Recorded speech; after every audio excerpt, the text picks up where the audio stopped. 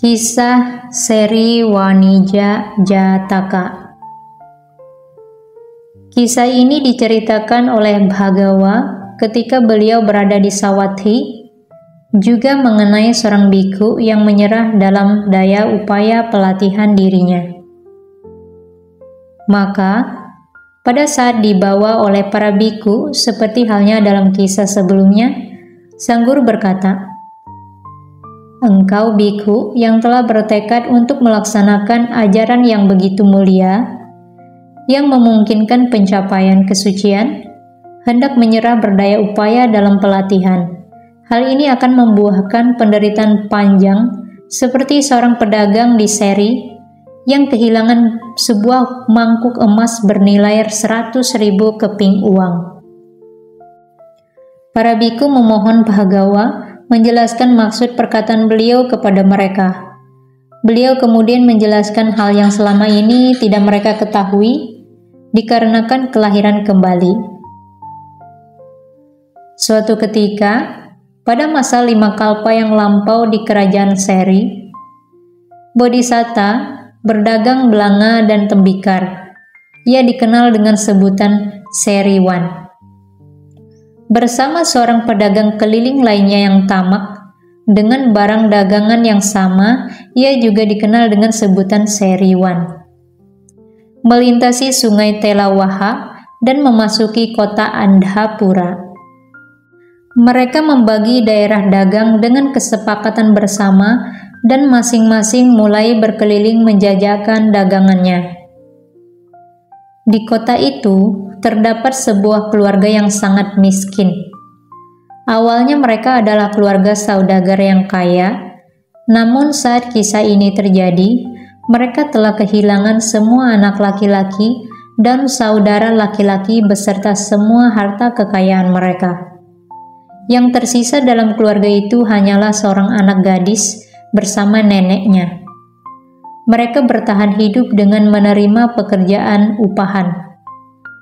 Tanpa menyadari bahwa mereka masih mempunyai sebuah mangkuk emas yang dulunya dipakai oleh saudagar kaya, kepala keluarga itu untuk menyantap makanan. Akan tetapi, karena sudah lama tidak dipergunakan, mangkuk emas itu tersaput kotor dengan debu dan ditempatkan di antara tumpukan belanga dan tembikar. Saat itu, pedagang keliling yang tamak sedang berada di depan rumah mereka menjajakan barang dagangannya.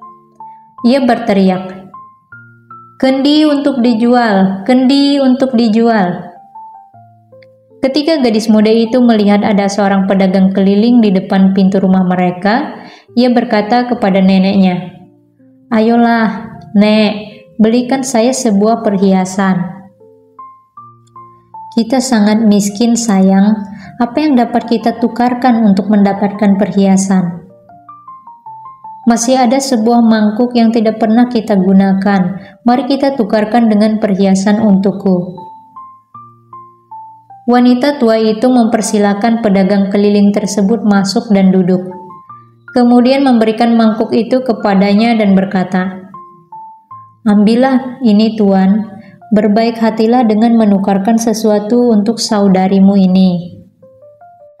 Pedagang tamak itu mengambil mangkuk tersebut dan membalikannya. Ia memperkirakan mangkuk itu terbuat dari emas.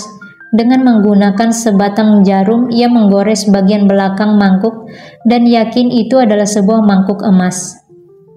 Sambil memikirkan cara mendapatkan mangkuk tersebut tanpa memberikan apapun kepada wanita tua itu, ia berteriak, "Memangnya berapa harga mangkuk ini?" "Bahkan tidak bernilai 1/8 sen." Seraya bangkit dari tempat duduknya, ia melemparkan mangkuk itu ke lantai dan pergi dari rumah itu. Sesuai kesepakatan mereka, setelah seorang pedagang selesai menjajakan dagangannya di suatu tempat, pedagang yang lain boleh mencoba peruntungannya di tempat yang telah ditinggalkan temannya.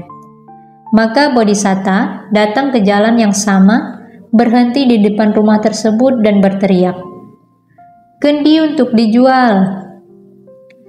Sekali lagi gadis muda itu mengulangi permintaannya. Wanita tua itu menjawab, "Sayangku, Pedagang keliling sebelumnya telah melemparkan mangkuk ini ke lantai dan meninggalkan rumah kita. Barang apa lagi yang bisa kita tukarkan untuk mendapatkan perhiasan untukmu?" Pedagang tadi seorang yang kasar dalam berkata-kata, "Nek," sementara ia terlihat baik dan berbicara dengan ramah. Sepertinya ia akan menerima tawaran kita. "Kalau begitu, panggillah ia kemari." Maka pedagang itu pun masuk ke dalam rumah. Setelah dipersilakan duduk, mereka menyerahkan mangkuk itu kepadanya. Melihat bahwa mangkuk itu terbuat dari emas, ia berkata, "Ibu, mangkuk ini bernilai 100.000 keping uang. Saya tidak mempunyai uang sebanyak itu." "Tuan, pedagang yang kemari sebelum kedatanganmu mengatakan bahwa nilai mangkuk ini tidak melebihi 1/8 sen. Ia melemparkan mangkuk ke lantai dan pergi dari rumah ini. Kemuliaan hatimu telah mengubah mangkuk ini menjadi emas. Ambillah mangkuk ini, berikan sesuatu barang atau yang lainnya kepada kami, dan lanjutkan perjalananmu." Saat itu Bodhisatta memiliki 500 keping uang dan barang dagangan dengan nilai yang lebih besar. Ia memberikan semuanya kepada mereka dan berkata, "Saya akan menyisakan timbangan, tas dan 8 keping uang untuk saya simpan." Atas persetujuan mereka, ia menyimpannya, kemudian dengan cepat berlalu ke pinggir sungai, memberikan 8 keping uang tersebut kepada tukang perahu dan naik ke perahu. Tidak lama kemudian, pedagang yang tamak itu kembali ke rumah tersebut, meminta mereka mengeluarkan mangkuk itu untuk ditukarkan dengan sesuatu barang atau yang lainnya.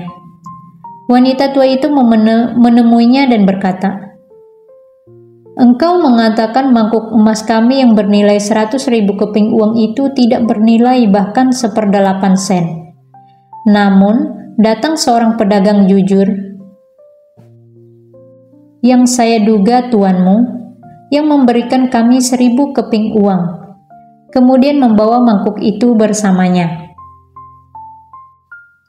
Mendengar hal tersebut, ia berteriak, "Ia telah merampok sebuah mangkuk emas yang bernilai 100.000 keping uang dariku.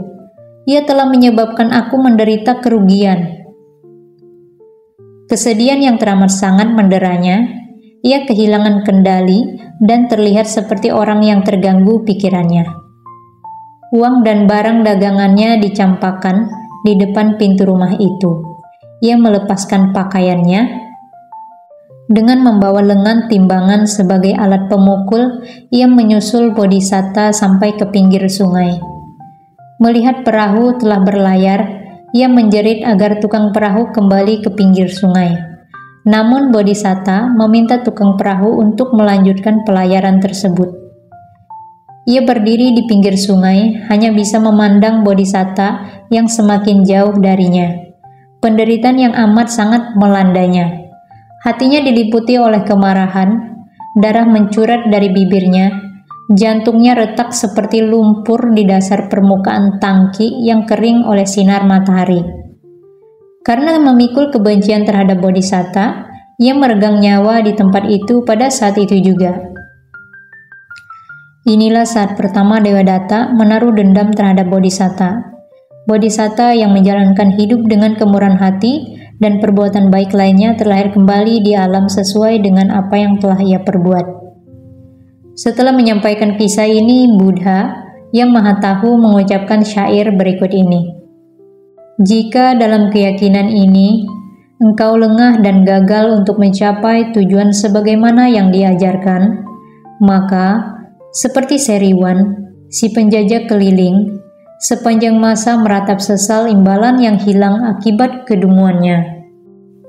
Setelah menguraikan Dhamma dengan cara yang dapat membimbing mereka pada pencapaian tingkat kesucian arahat, sang guru memaparkan 4 kebenaran mulia secara terperinci.